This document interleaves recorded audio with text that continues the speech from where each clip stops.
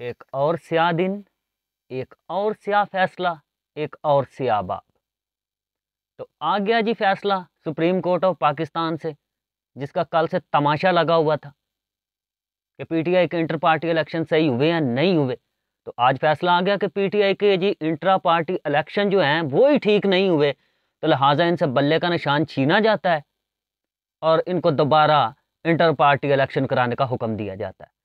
तो चीफ जज काजी फायज ईसा साहब ने कहा कि जी ये मुल्क जमहूरियत की बुनियाद के ऊपर बना है और आपका इंटर पार्टी इलेक्शन जो है वो जमहूरी तरीके से नहीं हुआ, तो इसलिए आपसे ये सिंबल छीना जाता है। तो आप जो के जो कैंडिडेट हैं वो अब आज़ाद हैसियत में जाएंगे इलेक्शन में। तो अगर सर आपको जमहूरियत की इतनी फिक्र है तो पीपल्स पार्टी और नून लीग के जो चेयरमैन हैं, जो उनके सदर हैं, जो उनके सेक्रेटरी जनरल हैं, बताएं उन्होंने अपनी कौन सी पार्टी में जो इंटर पार्टी इलेक्शन करवाए हैं और वो वोटों पे जीत के आए हैं? सारे बिला मुकाबला ही आए हैं ना। तो आप उन्हें कालादम करार दें। आप जमहूरियत की बात कर रहे हैं, तो इस वक्त जो मुल्क की सबसे बड़ी जमहूरी पार्टी है, जिसको करोड़ों लोग प्यार करते हैं, जिसको करोड़ों लोग वोट देना चाहते हैं, आपने उसे उठाकर इलेक्शन से बाहर निकाल दिया। तो तारीख आपको अच्छे अल्फाज में याद नहीं करेगी, आपको हमेशा एक बुरे और एक जानबदार जज के तौर पे याद रखा जाएगा।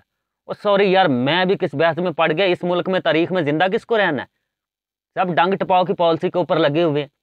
तो आज जब सुप्रीम कोर्ट में बहस हो रही थी तो अली जफर साहब कानूनी बातें कर रहे थे, कानूनी दलाइल दे रहे थे, तो इलेक्शन कमीशन को तो वकील की जरूरत ही नहीं थी। उनका वकील तो चीफ जज की कुर्सी के ऊपर बैठा हुआ था, वहां पे दलाइल दे रहा था, तो निकाल दिया ना आज आपने इस मुल्क के सबसे बड़े लीडर को इलेक्शन से बाहर।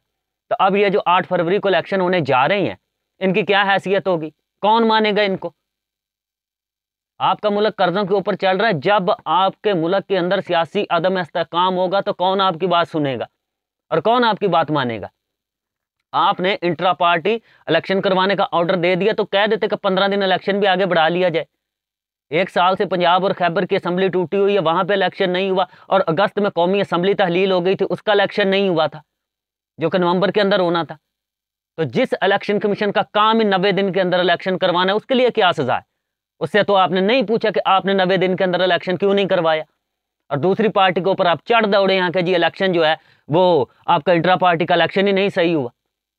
तो अगर आपने यही कुछ करना है, अगर इस मुल्क में मुल्क को चलाने वालों ने यही कुछ करना है, तो नून लीग के सरबराह नवाज शरीफ को बुलाएं और उसकी ताजपोशी करें और उससे कहें कि आप तायात वजीर आजम है। यह इलेक्शन का खतरा क्यों पाला जा रहा है और गरीब आवाम का अरबों रुपया जो है वो क्यों इसके ऊपर जाया किया जा रहा है? मैंने कल की वीडियो में बोल दिया था कि सुप्रीम कोर्ट ऑफ पाकिस्तान से यह फैसला आएगा और पीटीआई से बल्ले का निशान छीनेगा। आज हो गया ये सब कुछ, और अब आगे क्या क्या होना वो भी मुझे पता है, लेकिन अब बोलूंगा ना तो शायद बाद में सोचा जाए कि तुम्हें किसने बताया। तो अभी तो आगे बहुत कुछ होना बाकी है। तो ये एक स्याह तरीन दिन है जी, और मुझे शदीद अफसोस हुआ, और मैं ही नहीं, तकरीबन आप कह सकते हैं कि 80% पाकिस्तानियों का दिल टूटा है जो वोट डालने के हक से महरूम रह गए। तो इस तरह इलेक्शन होगा?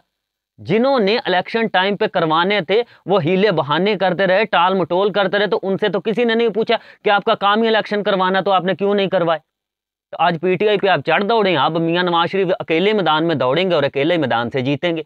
सो पंजाब में से, खैबर में से उनका रास्ता साफ किया गया कि आप आए और आप जीतें। और आज का जो फैसला है ये एक जानबदार फैसला है, ये एक बुरा फैसला है, और ये फैसला आइन कानून के मुताबिक बिल्कुल भी नहीं हुआ। मैं सीधी बात कर रहा हूं, मैं ठोक बजा के कह रहा हूं, और अकेला मैं ही नहीं ये बात कर रहा। इसका रिस्पॉन्स आपको आने वाले दिनों में दिखेगा, जब लोग होटलों में, चाय खानों में, लंगर खानों में, बाजारों में, गलियों में, दिहाड़ीदारों, इवन के खाना बदोशों की झुग्गियों में भी जाकर ना ओपिनियन सुनेंगे ना, लोगों का तजिया सुनेंगे, लोगों के दिल की बातें सुनेंगे, तो आपको पता चल जाएगा। और इस फैसले का असर इस मुल्क के ऊपर बुरा तरीन होगा, यह मेरी बात याद रखिए।